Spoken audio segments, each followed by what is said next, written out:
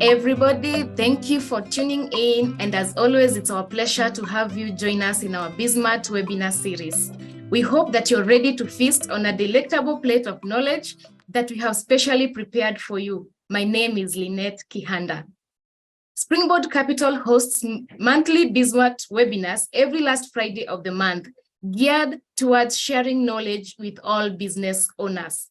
As entrepreneurs, we often find ourselves grappling with stress, anxiety, pressure, and burnout in this thrilling race of entrepreneurship.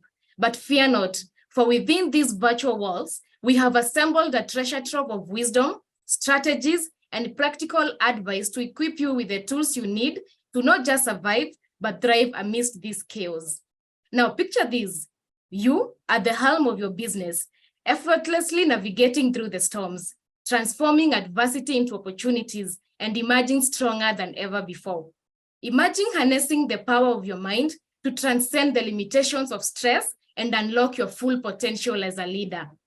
I'm honored to host this exciting session dubbed Managing Business Stress, that is, coping tips for entrepreneurs. Running a business in today's competitive economy is proving to be quite challenging. Does running your business leave you feeling overwhelmed by stress and anxiety? Are the financial pressures, economic uncertainties taking a toll on your well-being?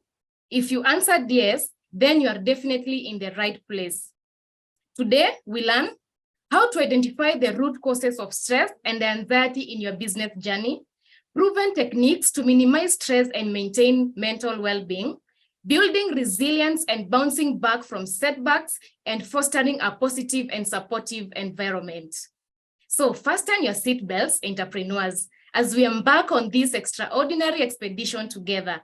It's time to shatter the shackles of stress, redefine your relationship with pressure, and discover the true essence of resilience. Are you ready to restructure the way you manage your business stress? Then let's dive in and unleash the extraordinary within you. At this juncture, it is my absolute pleasure to introduce to you our speaker of the day, Mweni Wambua. Mweni is an authenticity coach, a grief recovery specialist, as well as a pastor. She's the founder of the Havana Healing Center, which seeks to create safe spaces for healing conversations. Mweni sees her calling as helping people to make the transitions in life in a manner that honors God, restores their dignity, and still remains authentic in their life's journey.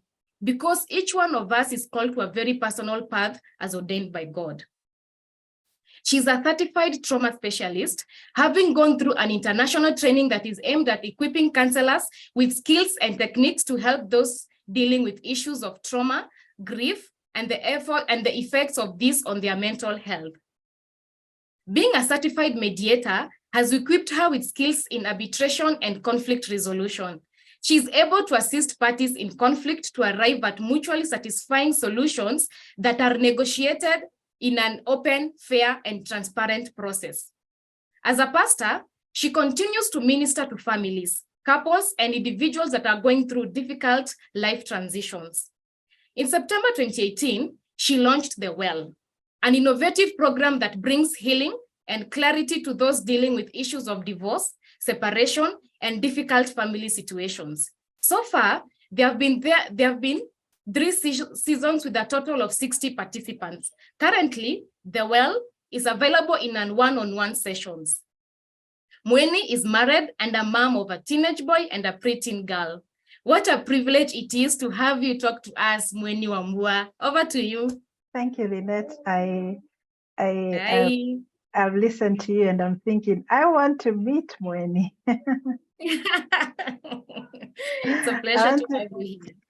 Thank you for having me today. It's a real pleasure. Good afternoon, everyone, wherever you're tuned in from. I want us to do something, a little exercise before we even delve into today's session. Wherever you are, I'm hoping that you're not driving for us to be able to do this. I want us to pause, just pause. Allow yourself to close your eyes if you can. Close your eyes if you can. Allow yourself to feel what is the emotion that you're experiencing right now? What are the emotions that you're feeling right now? Can you identify the emotion that you're feeling right now? How is your body responding to those emotions? The emotion that you're feeling right now, how is your body responding to it? Are you afraid? Are you anxious? Does it make you smile? Does it make you happy? What is the emotion that you're feeling right now?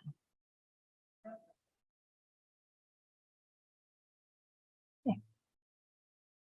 As we're in that space with eyes closed, I want you to practice what we call the 3-square breathing.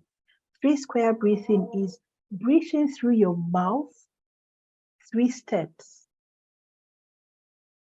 Breathe in, pause, breathe in, pause, breathe in 3 times through your mouth.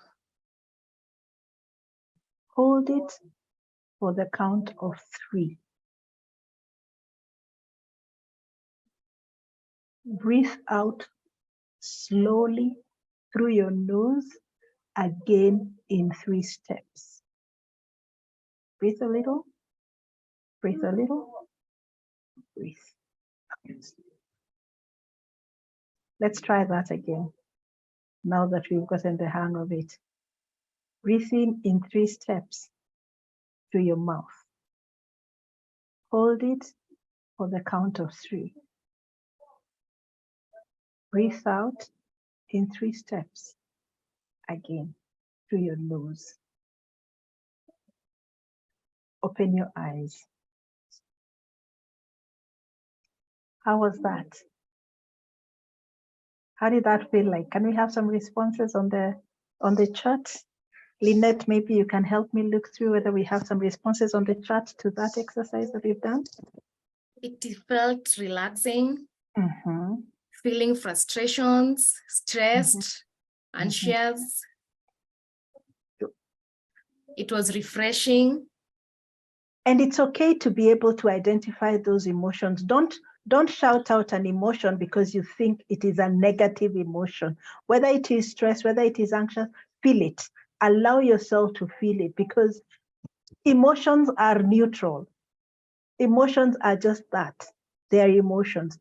And the reason why it is important to identify it is because it's important for us to begin to realize that emotions are not self-creating, and therefore they cannot be self-dissolving. Now, it means that it is our responsibility, therefore, to process them. Our bodies are not storage units. Our bodies are not storage units for anything. They're not storage units for food. They're not storage units for emotions. They're not storage units for knowledge. We are processing units. We are channels. Whatever it is that we receive should be going through us, and we should be processing it. So emotions are not the enemy. We need to allow ourselves to identify the emotion, feel it, interrogate it, and then release it without becoming it. For instance, let's pick an emotion like someone said she's feeling anxious. You know, what is making you anxious? Why is it making you anxious? When do you feel this anxiety? How does this anxiety manifest in your life? Who or where can you get the help that you need to navigate this space? How can you navigate this anxiety space? Now, release the anxiety without becoming an anxious person. And we can do this with the different emotions, whether it's anger, whatever it is. Release the anxiety, especially when it is difficult and what we would call negative emotions, and just begin to release them. If it is a positive emotion, then by all means allow yourself to feel it, and by all means become it. There's nothing wrong with becoming a happy person, becoming an excited person, but allow yourself to feel the emotion. Don't try to deny it, because only in naming an emotion, then can you know what to do with it? Can you know where to start processing it? allow me then now to delve right into the presentation that we have for today. Today's session, we're looking at managing business stress for entrepreneurs. And I know this because I'm an entrepreneur in Kenya today. Let me tell you, at any time you're trying to relax, it seems like there's something coming from nowhere and hitting you. You know, when you're like this, it's taxes. When you're like this, it is high prices. When you're like this, it is staffing issues. You know, and it is rent, and it is this, and it is that, and it is the other. And it seems like at every turn, there is something waiting to hit an entrepreneur. And so it just seems like the life of an entrepreneur is navigating through a minefield. You know, you may step on this and it blows up on you, and that becomes the end of your business. But so what are we supposed to do with all that? How are we supposed to do that? So let's begin to delve into this conversation this afternoon. This is the first page. This is essentially what we call a wheel of emotions. And this will help us in that little exercise that we've done the first time. This will help us identify what we are feeling. We're going to be sharing the slides later on. And this begins to help us see that there's a whole range of emotions that we can be experiencing within a given time.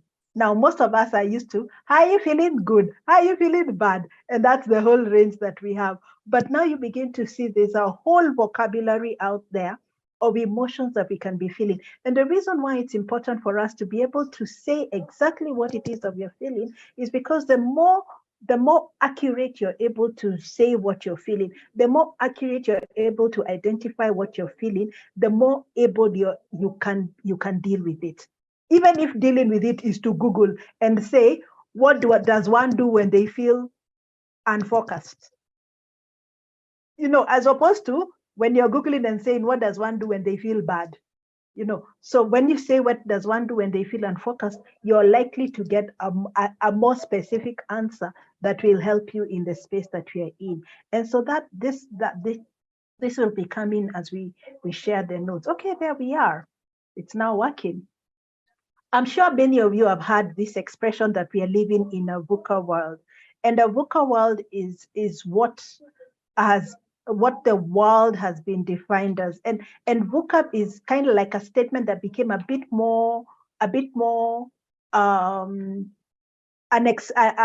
phrase, VUCA became a bit more popular, especially with COVID, during the COVID-19 season. We kept hearing a lot more VUCA.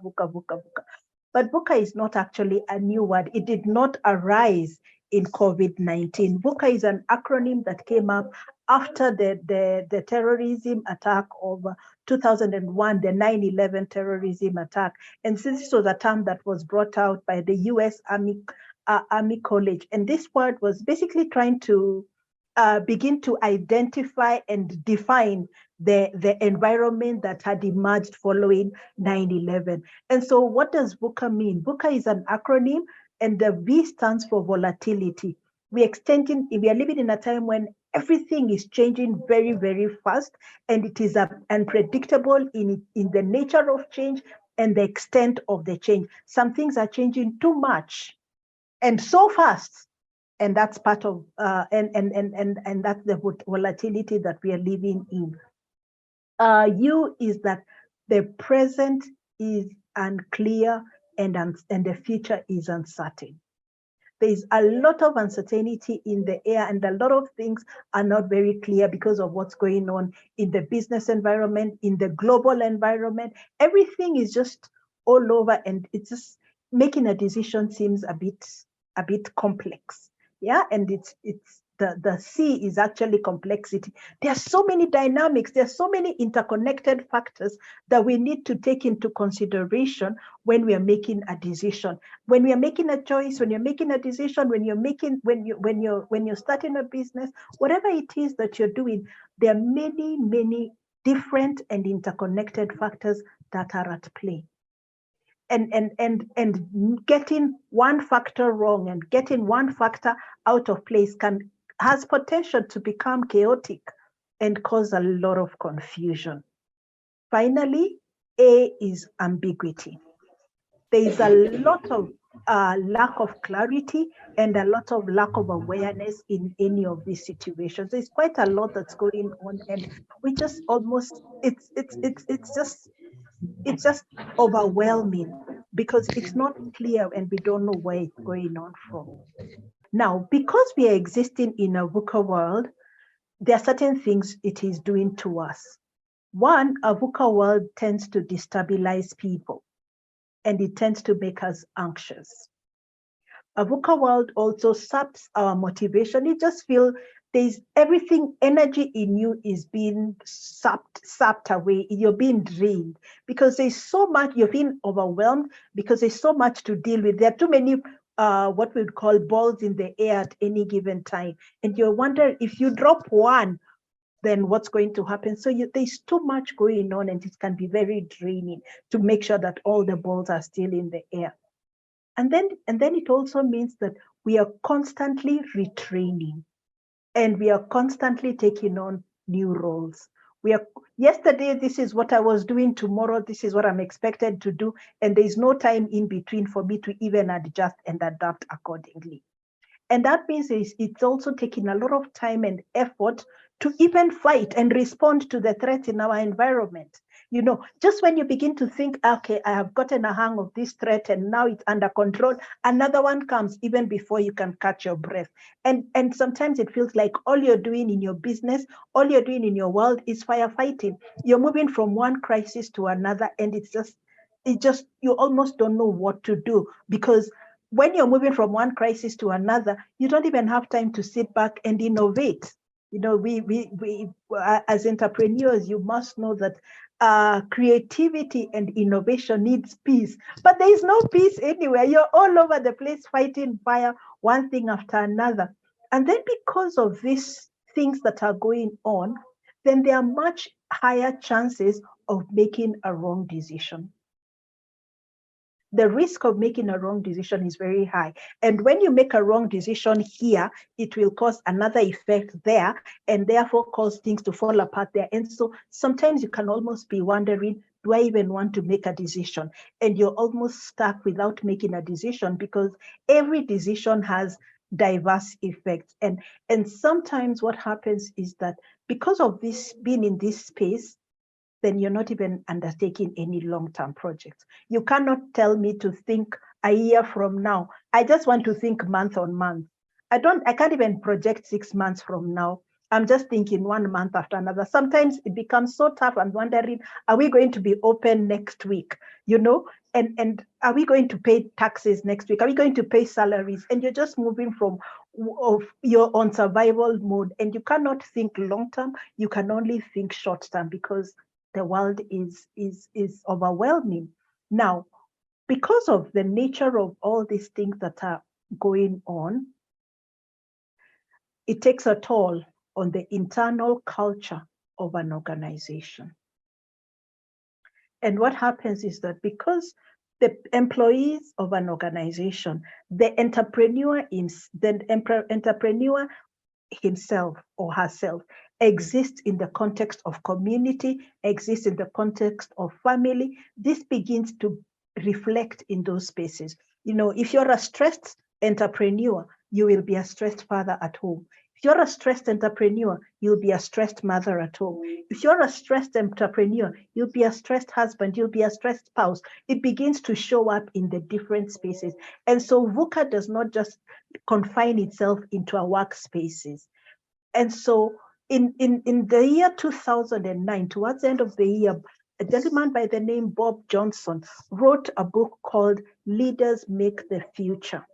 And in this book, he proposes how we can navigate a VUCA world, you know, and he says that the turbulent and predictable forces, the changes that are going on can affect organizations.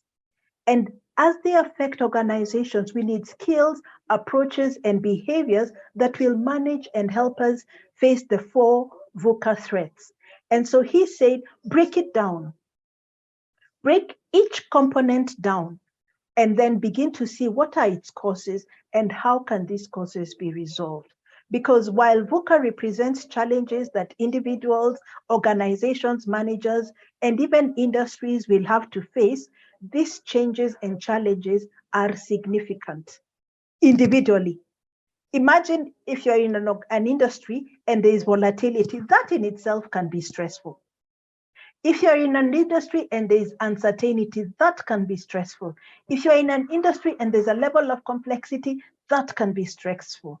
If you're in an industry and there's some ambiguity, that can be stressful. But now you're in an industry and there's volatility, there's uncertainty, there's complexity, and there's ambiguity. That becomes really, really overwhelming. And so how do we navigate a VUCA world? You go back to we navigate a VUCA world by using the same acronym. But now what we do is we go back to what we usually refer to as your golden circle. Why did you start this business? So volatility now makes you focus back on what's the vision? What was your vision when you began this context, when you began this business? Yes, changes are constant, but even then, why do we do what we do? Why do we do what we do? Why did we start to do what we do? Uncertainty, the antidote is understanding. What does this mean for me? What does this law mean for me? What does this act mean for me? What does this statement by KRA mean for me? Get the accurate information about the issues. Get an accurate understanding and interpretation of the issues and get the right people in your team to help you understand these issues. Do I need to talk to the guys in legal? Do I need to talk to a lawyer to understand what this means? Do I need to talk to a finance guy to understand, to explain this down for me and break it down for me? Am I a member of an association that can be able to call a webinar and organize us and be able to explain this thing and break it down for us? That way you're getting information that is feeding your understanding. So you're not going to be charging forward blindly. C is, how do I move from complexity to clarity?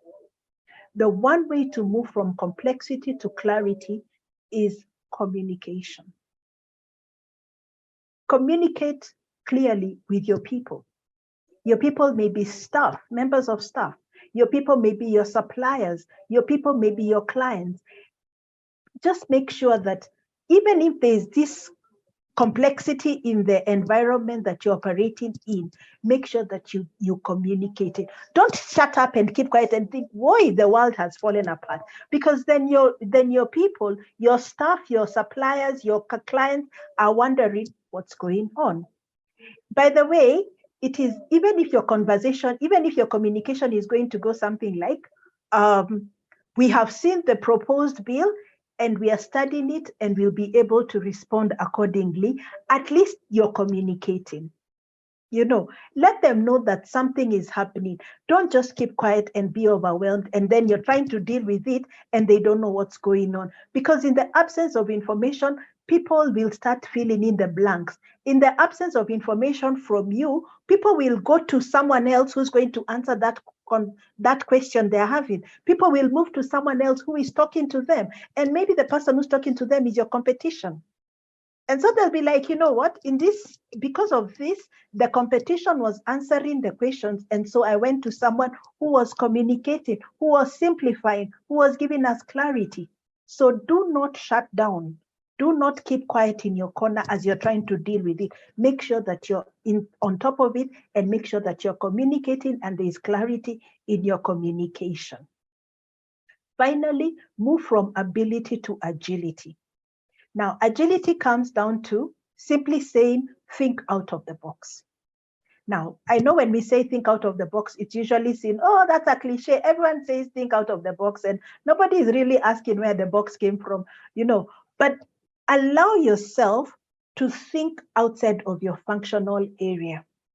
You cannot be sitting down and saying, I am an accountant. My work is not to respond to questions from clients. My work is to do the accounts. No, if you're the accountant and you're able to help clarify the bill from KRA, for instance, then by all means, be the accountant, but do a little meeting and do a presentation to your colleagues and tell them these are the implications of this bill.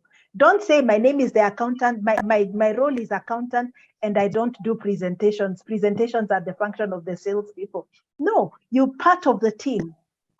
And that's a place to become. That's what we call agility. You increase your knowledge, you increase your experience. And this is the place where, even as an organization, open yourself up to receiving and encouraging new ideas and allow yourself to be innovative. In light of VUCA, an advertising agency called Saatchi and Saatchi decided to use the term VUCA. They used the acronym VUCA, but then they started saying that we want ideas that are vibrant, ideas that are unreal, ideas that are crazy, and ideas that are outstanding. Now, astounding. Now, just those words, vibrant, unreal, crazy, and outstanding, sounds energizing, and now people began to get excited and began to build. People began to open themselves up to new ideas without thinking, my idea is too off the path. But because you've been told it's okay to have a crazy idea, bring it to the table. Let's see if we can put that crazy idea into operation. Let's see if that crazy idea can be refined and tweaked here and there, and then it can become a useful idea. Or bring your crazy idea. Let's combine them. Let's get a hybrid useful idea that we can implement. Now, what happens is that when you allow people to get creative and innovative, then you begin to build consensus, because everyone begins to chip in what they have. Everyone begins to try and come up with a solution, and it encourages people to actually take risks, and calculated risks, not risk for the sake of risks, but risks that have been thought through, risks that can have a big payoff, risks that can allow you to venture into areas that you never would have ventured before had you not tried to implement this vibrant, unreal, crazy, astounding idea. And so here we are. Are we stuck in resilience, or are we in resistance? Now, when we are in resistance, when people are in resistance, they refuse to acknowledge, they refuse to adjust, they refuse to accept, they refuse to adjust, and they refuse to adopt. KRA has said this and this and this, but I don't recognize what KRA has said. And so you're not acknowledging that KRA has said in 2 months, if you don't do 1, 2, 3, this is what we are going to do to your businesses. And then you need to begin to accept, you know what? No one else, KRA is it. KRA is an authority over us. I accept that because I'm a registered business in the country. I am going to adjust to it. Adjust is, what do we need to do now in the short term so that we can be able to move forward with this new regulation? And then adapt is now begin to realize that this new regulation is not going to go anywhere. This new regulation is going to be part of our normal business operations. And then we adopt with it. And then we continue to move with it. Now, when you resist change, you actually fail to see the big picture. You fail to see the full picture. You will say, that new law of KRA, I am not accepting. And then what's the full picture? 3 months time, whether you've accepted or and you've adjusted to it or not, KRA is going to move in. And by KRA here, it's just one of the many. By KRA here, it's one of the many options, one of the many dynamics in the business world today. Yeah. So by refusing to implement what KRA has said, we are going to be shut down in 3 months. And I am so caught up in where I am now that I refuse to see the big picture, and then we get shut down. Or my license is not renewed. I have not filed whatever paperwork I needed to do. I have not done this, that, or the other. The big picture is this business needs to stay in operation. Maybe it may mean if I am a member of an organization, if I'm a member of an industry group, then we can go and appeal to KRA and say, you know what, in this industry, we need 1, 2, 3. These are the challenges. These are the dynamics. Can we engage on this more? But the big picture is for us to stay in business, there are certain things we must do here and now. Another thing that happens when we are in a place of resistance is that we get stuck in analysis paralysis. We have spoken to your accountant. He has explained it to you. You go to the accountant of the next company, they explain it to you. You go to 5 other accountants. You've consulted 20 accountants. They're all telling you the same thing, but you're still analyzing and you're still you're so stuck in this place. You're not making a decision. And time is moving. Time is not on your side. Sometimes we just need to make a decision. It may be a small decision. It may be it may not even necessarily be a decision that is, but it is a decision that allows you need to make a decision that at least allows you to move forward, as opposed to remaining stuck and beginning to shut down other operation areas. Sometimes it may mean we need to close that branch. And that's it. You've looked at the factors, you've looked at the figures, and we need to close that branch. It's not making sense to keep it open anymore. Now, if you drag that decision on for 3 months, you're paying rent for 3 months on a decision that you have made. Sometimes we spend too much time analyzing and too little implementation. Sometimes we just need to be able to implement and to be able to move forward. Yeah. Now, the other alternative that you have, aside from resistance, is resilience. What does resilience mean? Resilience means the capacity of the systems that you have in place to absorb disturbance, to absorb this shaking that is happening. But number 2, it is to absorb this shaking that is happening while it is reorganizing within the current change.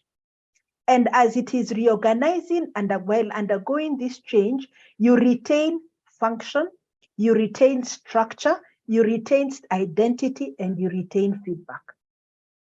There are things about you that are not going to change, even with these changes in the environment. If we make pots, we make pots. Whether taxes are going to be 8% or 16%, whether fuel goes up or fuel goes down, we are a company that makes pots. Our pots are made of good quality clay soil or good quality red soil, whatever structure you do it, whatever structure you run your business in. This is how we do things. This is the way we do our business. So that now, or think of someone who's in an industry where they make food. Now, because this ingredient has become more expensive, you now honey has become more expensive. So now we are putting sugar in our honey. We are boiling sugar and putting it in our honey. That may make you lose business. That may make you lose your clients. You're probably better off saying, you know what, honey has become a bit more expensive. We're going to increase prices because we cannot be able to accommodate the change in costs much, much longer. But begin to see, how do we retain our function? How do we retain our structure? How do we retain our identity? And how do we still nurture feedback from our clients without losing ourselves? That's what it means to be resilient. Now, entrepreneurs are leaders. Now, entrepreneurs are leading groups. They're leading their teams. They're leading people. And when all this is going on, it's important to acknowledge that entrepreneurs and therefore leaders are human beings.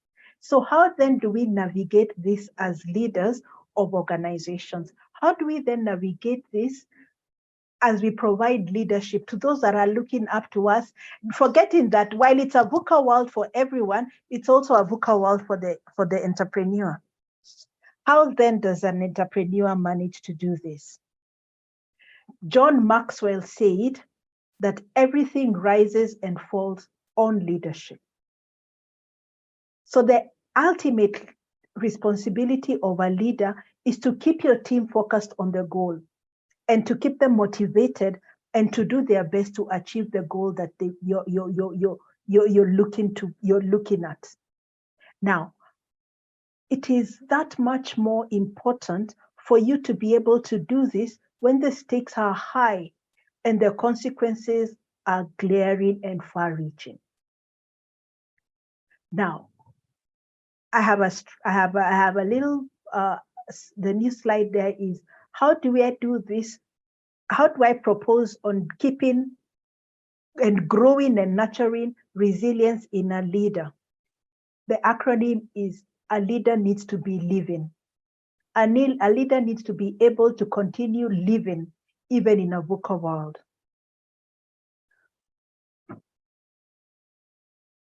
On the left there, we see the biopsychosocial model of mental health.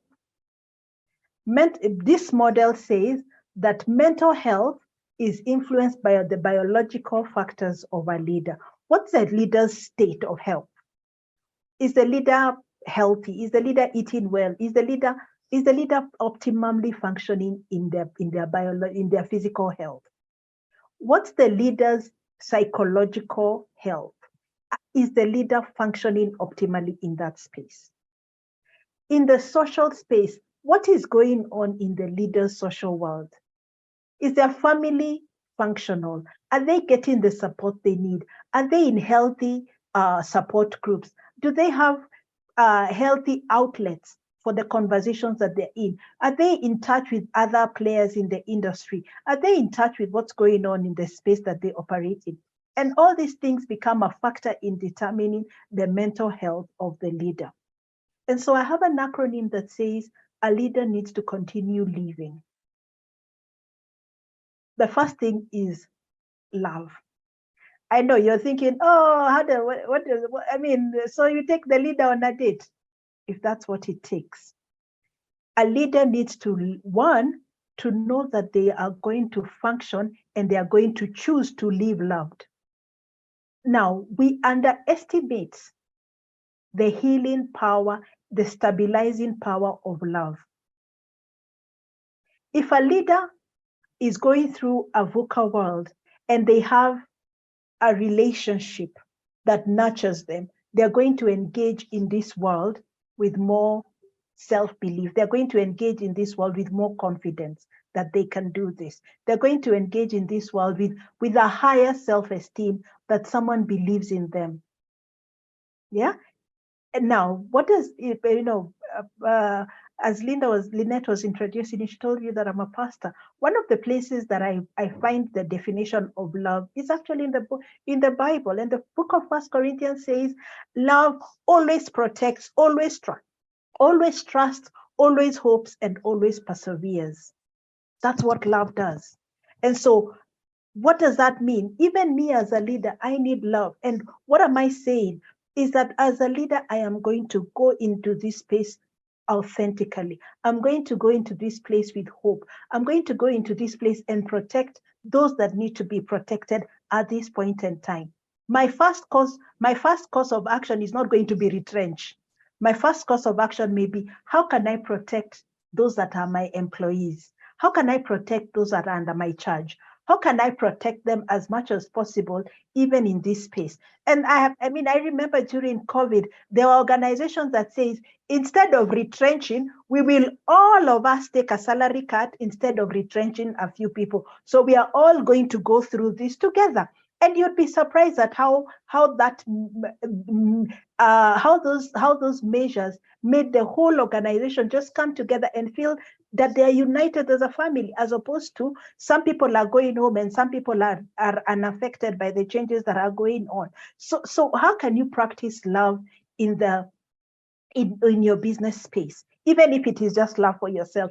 And love for yourself is to be able to say, you know what, I am the founder of this organization and I am a capable person. I have a sound mind. These things that are going on may be overwhelming, but you know what? I am going to get through this. Love begins to affirm yourself, affirm and speak truth into that situation. Number two is identity. Oh, by the way, the other thing that we need to also remember about love is that sometimes love means reevaluating what love actually means to you. And sometimes love may mean creating new boundaries, beginning to see what can only be done by me, what must be done by me. And sometimes I know that this may be even conflicting for you as an entrepreneur, but you know what? Sometimes we may have clients that are so demanding, and yet, they call us to bring in everything, but then they pay us late. They pay us when they want to, or they are pushing us for the greatest discount. Sometimes we have clients who are toxic. And I know that for an entrepreneur to say, let go of a toxic client can be very hard, especially when a toxic client pays well. But sometimes, some clients, we may need to let them go, because the amount of money they're paying you may not be the amount of mental distress they are causing you, or the pressure they are causing your family. And sometimes to keep this toxic client satisfied is taking all your energies that you could be able to use to find new clients, engage with new clients. Sometimes that love may mean boundaries. So really love is not just a touchy feeling space when we talk about living. Number 2 is identity. Who am I as an entrepreneur? Who do I want to be? If I was to say my business is now fully successful, who will I be as an entrepreneur? Will I have lost the touch with my team, or will I be a leader that is constantly in touch with the needs of the people? Who am I becoming in this? Did I start as a nice person, but now because the money has come in, I've become a horrible person? Who am I becoming in the process? What are the values that guide me? What are the values that I stand for? What are the values that guide my choices? What are the values that undergird my decision making as a leader? In conclusion is the 4th one. Can I live with in conclusion in this space? Yes, there will be loose ends. Yes, at this point, we don't know whether the implementation of this bill is in 2 months, is in 3 months, or whether it's going to be reviewed. And it's okay to live in that conclusion. It's okay to have questions. It's okay to allow myself to have questions. It's okay to allow myself to say, imagine I don't know the full answer. I don't have to give myself pressure to have the answer, whereas the only person that has the answer sits at KRA, sits in Times Tower, sits at KBS, Kenya Bureau of Standards. I don't have the full answer. They are still working on the bill. They are still working on this act. They are still working on this regulation. And so at this point in time, I am sitting with the in conclusion of this situation. Number 5 is normal now. What are the things we need to learn in normal now that were not there a few years back? Today, you can be a holder of a bank account and you've not been to the bank in 3 years. All your transactions are online. You have not both. You can even take a loan. You can apply for a loan. Everything of yours, you're doing it from your desk. You have not been to the bank in 3 years. That's normal now.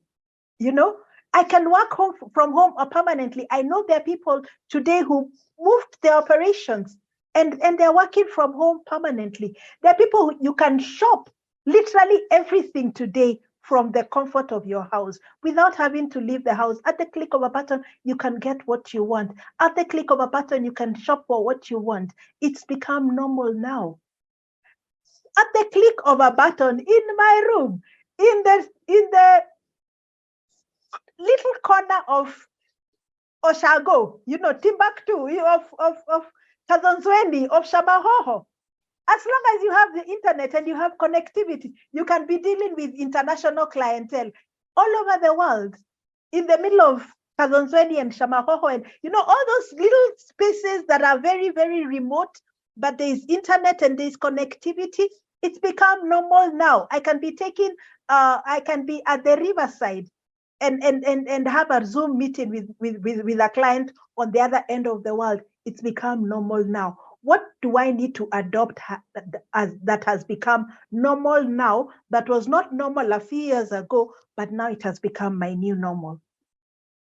Normal now also means allowing yourself to be a lifelong student. What can I learn? Just because I was doing this and it was working 2 years ago doesn't mean it has to be the same thing today. Can it change? Is there an easier way to do it? Is there an app for it? How can we do it? And finally, gratitude. Gratitude is strongly associated with greater happiness. Gratitude helps people feel more positive emotions. Gratitude allows people to relish good experiences. Gratitude improves the health of people. It allows people to deal with adversity. It allows people to build strong relationships. And gratitude is also the place that allows me to have statements like, you know what, I'm grateful I've run this business for X number of years, and now I have the opportunity to reinvent. I am grateful that for this new season that allows me to evaluate new ways to do my business. I am grateful for this shop that I've had for the last 5 years, but now it's become unsustainable to run this shop, and it's okay to close it. By the way, the other thing as entrepreneurs that we must begin to learn to live with is, just because something has been good and successful for the last 5 years, it's not a guarantee that it will be good and successful for the next 5. And it's okay for a business not to last forever. It's okay for a business not to be passed on to the next generation. It's okay for a business to be here and now, relevant here and now, but not relevant for me here and now and tomorrow. So, and you can only be able to do that when you look at your business with gratitude and be able to see, this is what I've done, this is what I have learned. And that may be the reason why you needed that business, was to learn 1 or 2 things. And then you move on to another one, or you expand it, whatever it is. Just when you look at the space that you're in with gratitude, it allows you to be the launching pad for the next space that you're going into.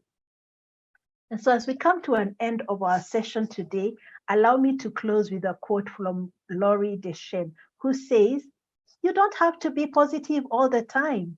It's perfectly okay to feel sad. It's okay to feel angry, annoyed, frustrated, scared, and anxious. Having these feelings does not make you a negative person. It makes you human." Down there, I have the universally accepted symbol for Thanksgiving. And what I like about this symbol is that the posture of the hands is Thanksgiving, but it's also the posture of surrender, but it's also the posture to receive. And it's also the posture of praise if you're a believer. So may you be that place of thanksgiving for whatever it is in your business. Thank you very much. Thank you so much, Mweni. That was so enriching. We have some questions in the comment section. One, Richie says, are there any warning signs or red flags business owners should look out for that indicate they need to take immediate action to address their stress levels? I think every industry has its own dynamics. So it's important, industries have different dynamics, because what may be a red flag in one industry may not mean anything in another industry. So what you need to do is begin to find out, you're the one, no one knows your business better than you. You're the one that knows your business. Or find out, are there memberships in your business? What are the telltale signs of your business? But then there are other telltale signs that will not depend on industry, or they're simple good business practices. For instance, if you're not banking your money and you're a cash business and you're taking money from the business and using it for other activities, then of course over time you'll find that you're bleeding the business. So you are the one that is able to see your telltale signs and begin to have structure and system in place to ensure that's part of the reason why we have structures and systems in place, to ensure that we are protected as much as possible from human extremities.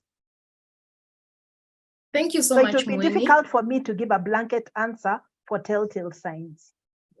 Okay. Richard, hope you have answered your question. Another question from Emma: are there any recommended strategies or techniques for entrepreneurs to maintain a healthy work-life integration rather than strict separation? I do not believe in strict separation. I do not believe in strict separation because I cannot say I am here today. I am here as a therapist. I am not an entrepreneur. I am both. I can wear multiple hats at the same time. So trying to do strict separation is actually trying to push yourself to do something that is not possible. It's giving yourself unnecessary pressure. So it's to be able to say, I am going to the gym. I am going to the gym because I want to be a healthy mother. I want to be a healthy wife, and I want to be a healthy entrepreneur. You are an integrated human being. Allow yourself to show up in all the spaces that you show up in as a whole person. Don't stop. This dichotomy will not necessarily always work. Yeah. Thank you. Joe Orlando from Optiven. This is so enlightening. Business leaders take in a lot. It is important to learn this. Those are just comments from the comment section. Now, thank you so much, Madam Mweni. That was an enriching conversation with so much food for thought. My take home is it's perfectly okay to feel angry, annoyed, frustrated, anxious, scared, as it makes you human. So to our audience, kindly join in our WhatsApp broadcast. The link has been shared on the chat. This will enable you to get the PowerPoint presentation and also be reminded about our upcoming webinars. You can find Mweni on her social media handles shared on the screens. Mweni? Yes, it's actually on the last slide of the presentation. So you'll be able to Okay, get thank you so much. We have really enjoyed this session.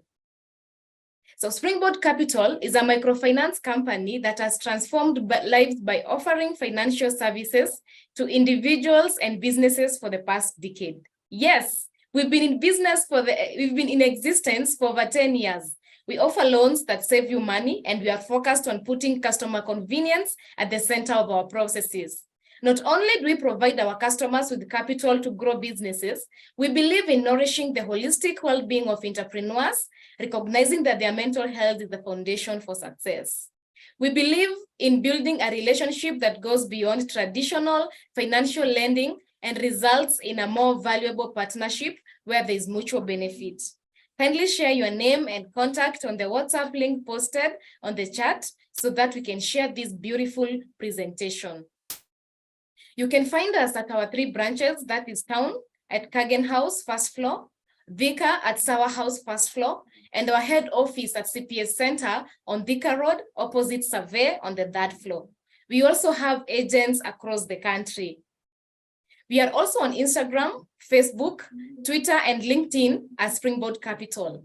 Our website is www.springboardcapital.co.ke.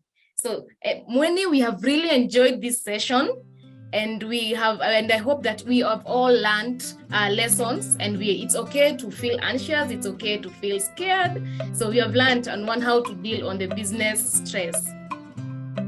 Thank you so much, everyone, for tuning in. See you in the next month on the last Friday. Until next time, it's a goodbye from us. Bye-bye.